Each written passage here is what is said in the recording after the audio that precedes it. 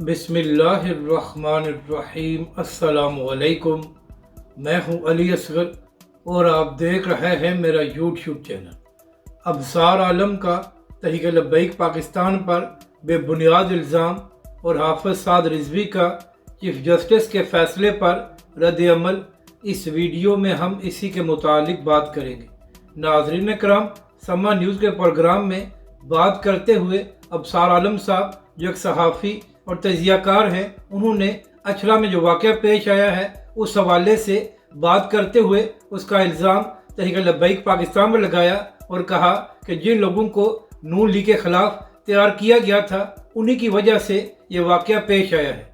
हालांकि नाज़रीन कराम सब जानते हैं और वीडियोज़ मौजूद हैं कि जो कुछ अछरा में हुआ है उसका तहरीक लब्बैक पाकिस्तान से कोई ताल्लुक़ नहीं है।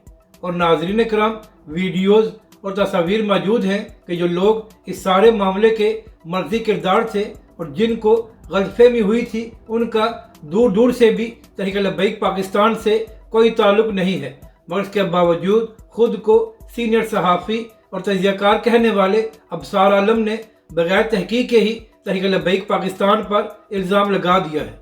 तो अबसार आलम साहब, अगर आप ख़ुद को सहाफ़ी कहते हैं तो कम अज़ कम बात करने से पहले तहकीक कर लेते कि अछरा वाक़े में कौन लोग मुलव्वस हैं और उनका किस तबके से ताल्लुक़ है। तहरीक लब्बैक पाकिस्तान ने तो इस सारे मामले में बड़ा मुस्बत किरदार अदा किया है और तहरीक लब्बैक पाकिस्तान की मकामी क़यादत की वजह से ये सारा मामला अफ़वाम व तफ़हीम और पुरअमन तरीके से हल हुआ है। मगर नाज़रीन कराम, मामला ये है कि जिन लोगों को आज तक फैज़ाबाद धरने का दर्द हज़म नहीं हुआ वो बहाने तलाश करते हैं कि तहरीक लब्बैक पाकिस्तान पर झूठे इल्ज़ाम लगाए जाएं। अब बात करते हैं तहरीक लब्बैक के अमीर हाफ़िज़ साद रिज़वी की। तो नाज़रीन कराम, चीफ जस्टिस साहब ने जो मुतनाज़ा फ़ैसला दिया है उस हवाले से बात करते हुए तहरीक लब्बैक के अमीर हाफ़िज़ साद रिज़वी ने अपने बयान में कहा है कि अक़लियतों को हकूक़ दिए जाएँ और तहरीक लब्बैक पाकिस्तान इस बात की मुकम्मल हमायत करती है कि अक़लियतों को हकूक़ दिए जाएँ और उनको तहफ़्फ़ुज़ फराहम किया जाए।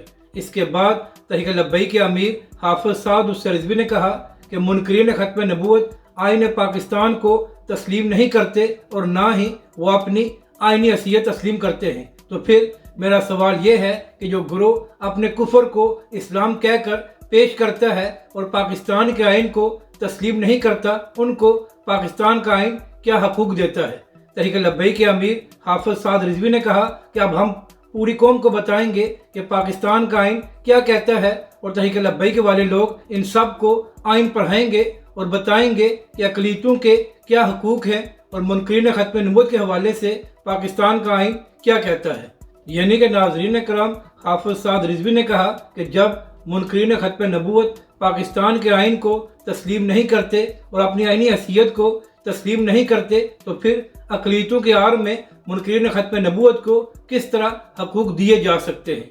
अपनी राय का ज़रूर इज़हार करें कि आपको ये वीडियो कैसी लगी और हमारे इस चैनल को भी सब्सक्राइब करें।